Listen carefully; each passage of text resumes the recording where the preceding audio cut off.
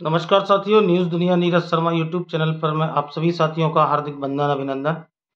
साथियों, कल 2 अप्रैल 2025 को बहुप्रतीक्षित सहारा सेवी केस की सुनवाई होने जा रही है। और मैं आपको बता दूं कि ये केस सुप्रीम कोर्ट की अवमानना से जुड़ा हुआ केस है, जिसमें 412 सुप्रीम कोर्ट की साइड अभी मैंने खंगाली है। 412/2012 कोड ऑफ कंडक्ट का केस है और इसमें जस्टिस चीफ जस्टिस महोदय संजीव खन्ना जी, जस्टिस एम सुंदरेश जी और बेला एम त्रिवेदी जी की बेंच 2 अप्रैल 2025 को 3 बजे इस केस को सुनने वाली। इसके पहले जो शेष अमाउंट था, जो सुप्रीम कोर्ट ने आदेश दिया था, उसको जमा करवाने का आदेश सुप्रीम कोर्ट ने दिया था। अब इसमें क्या निकलने वाला है, और इसमें सहारा के द्वारा जो कहा जा रहा है कि सहारा से भी केस में समझौता हुआ है। देखिए साथी, सहारा के निवेशकों को न्याय मिलना चाहिए। विगत 12 सालों से वो आज न्याय की गुहार लगा रहे हैं और उनको सहारा से भी केस के नाम पर जो सोसाइटियों का उनका खून पसीने की कमाई है, वो उनको नहीं मिल पा रही। और चूंकि सहारा से भी केस का और सोसाइटियों का कोई लेना देना नहीं है, लेकिन इस केस की वजह से सोसाइटी के निवेशकों को भुगतान को लटकाया जा रहा है। दोनों के रेगुलेटर अलग अलग हैं, दोनों की सभी चीज़ें अलग अलग हैं, लेकिन निवेशकों को भुगतान नहीं मिल रहा। लेकिन सहारा के करोड़ों निवेशकों को भुगतान मिले, उसके लिए सम्मानित सुप्रीम कोर्ट मानवीय पहल करे, केंद्र सरकार एक जनहितैषी मानवीय पहल करे।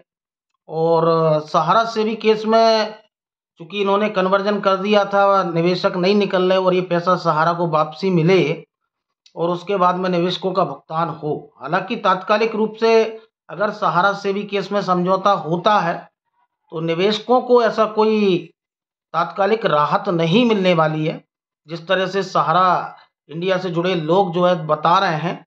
क्योंकि ऐसा नहीं है कि ये सहारा सेवी केस में अगर सेवी कोई आपत्ति नहीं लगाती तो समझौता होगा, और समझौता होने के बाद में अगले दिन से भुगतान बांटने की शुरुआत ये लोग कर देंगे। लेकिन सहारा जो विगत 12 सालों से इस केस को लड़ रही है, उनको राहत जरूर मिल सकती है। लेकिन सुब्रत राय सहारा लड़ते लड़ते दिवंगत हो गए, तो चूंकि सहारा सेवी केस में पैसे के वापसी जो 25,000 करोड़ रुपए है, वो पैसे के वापसी की एक पहल हो और सहारा भी निवेशकों को भुगतान देने के लिए गंभीर दिखे। इस पोर्टल के माध्यम से 10 जन्मों में भुगतान नहीं हो सकता और निवेशक आज अपने भुगतान के लिए परेशान है। निवेशकों के लिए आज दर दर की वो ठोकर खा रहे हैं, आज उनको उनका पैसा नहीं मिल रहा। तो आज निवेशकों की राह के लिए क्या सहारा प्रबंधन गंभीर है कि उनको भुगतान मिले? और इस सहारा से भी त्रासदी से सहारा लगातार 12 साल से जूझ रहा है। तो मैं उम्मीद करता हूं कि सहारा और सेबी में समझौता हो और सरकार का मानवीय दृष्टिकोण और सहारा के करोड़ों निवेशकों के लिए सम्मानित सुप्रीम कोर्ट का दृष्टिकोण जनहितैषी रहे और निवेशकों के हित में भुगतान की एक पहल सहारा, सरकार, सेबी और सम्मानित सुप्रीम कोर्ट की बेंच एक मानवीय दृष्टिकोण अपनाते हुए निवेशकों को भुगतान दिलाने की पहल करे। क्योंकि पोर्टल के माध्यम से 10 जन्मों में भुगतान नहीं हो सकता। और सहारा के मुखिया सुब्रत राय सहारा जिस तरह कहते थे कि हम लोगों को एक एक पाई का भुगतान देंगे, उस भुगतान को दिलाने के लिए सहारा प्रबंधन आगे आए और निवेशकों के हित में, क्योंकि आज जमाकर्ताओं की स्थिति बद से बदतर हो चुकी है, उनको उनके खून पसीने की कमाई मिलनी चाहिए। तो देखिए क्या निकलता है 2 अप्रैल की सुनवाई में।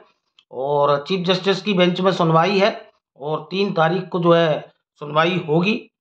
3 बजे सुनवाई होगी 2 तारीख को, 2 अप्रैल को। और सहारा को राहत मिले ऐसा मैं उम्मीद और विश्वास करता हूं। लेकिन फौरी तौर पर तात्कालिक राहत निवेशकों को कुछ ऐसा बड़ा नहीं होने वाला है।